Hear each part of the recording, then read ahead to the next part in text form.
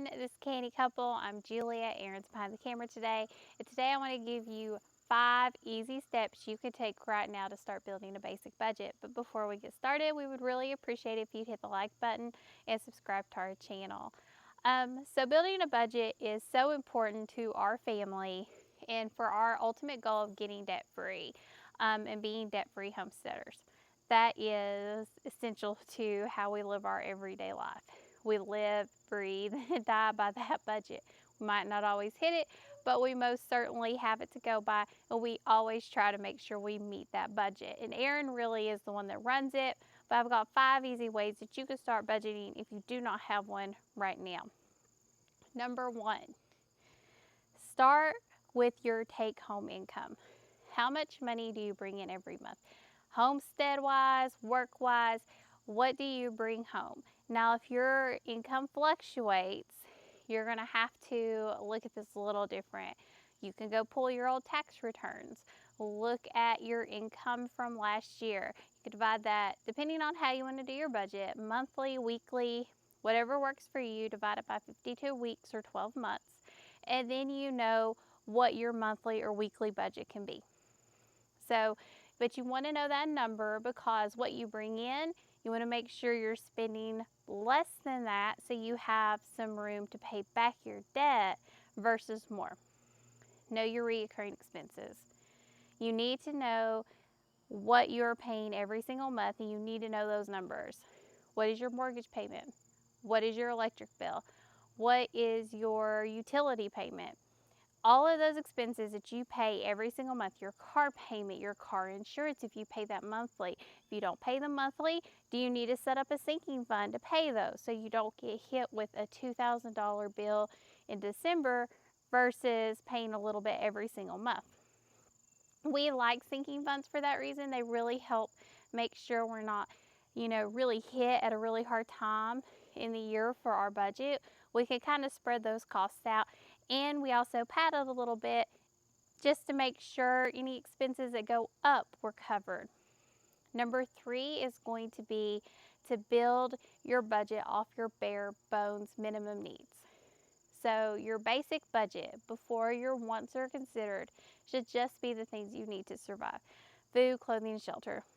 And clothing, I would say for most of us, we probably don't even need to add that. We probably have more clothes than we actually need.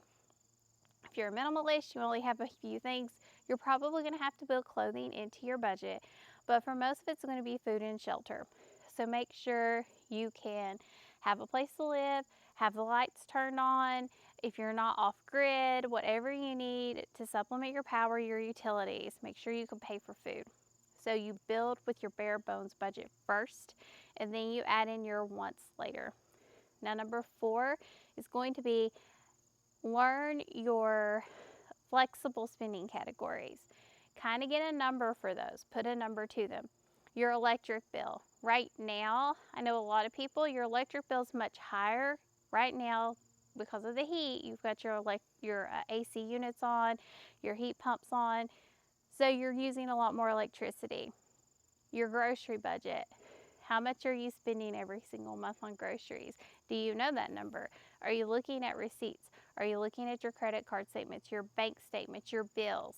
All of these bills that fluctuate, take a median number.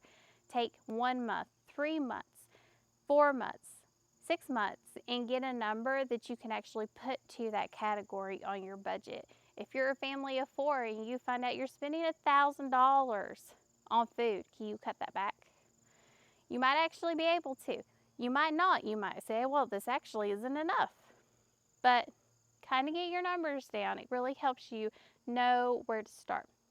And then Well, before you get into that one, how to tell those, you can always look, at your credit and debit you can. statements, or if you save receipts, that's Yep. another way. Add those numbers up. You can do for a month. We always enter in our receipts, and we can even go back. Aaron does it in 2 places. He puts the receipts in by the day we spent them, where we spent those funds at, and then he also puts them into our budget. So we can go back and we can actually look what month we spent at the grocery store, what days we went to the grocery store, and then we can go see how much we actually spent. And if any of that was stockpiling, anything like that, we would actually know because it's built into our budget. Now, also reoccurring charges. Know what those are. Your gym memberships, your Netflix, Hulu, Philo, any of these that you have, Disney Plus. Do you know all of the things you're signed up for, all the subscriptions? If you don't, make sure, and you want to keep them, they need to be built into your budget. You absolutely have to include these. Don't let these expenses keep happening on your credit card and not know that that expense is there. And you're like, well, wait, I don't remember spending anything on my credit card. I'm doing a no spend month. Oh, I have this gym membership I signed up for 3 years. It was a really good deal if you signed up for 5. So make sure you know those expenses and you can cancel them or you can make use of them because you might have forgotten about them. Just make sure you know what they are, and if you want to keep them, build them into your budget. That's so important. They should always be part of your budget. You got anything else to add?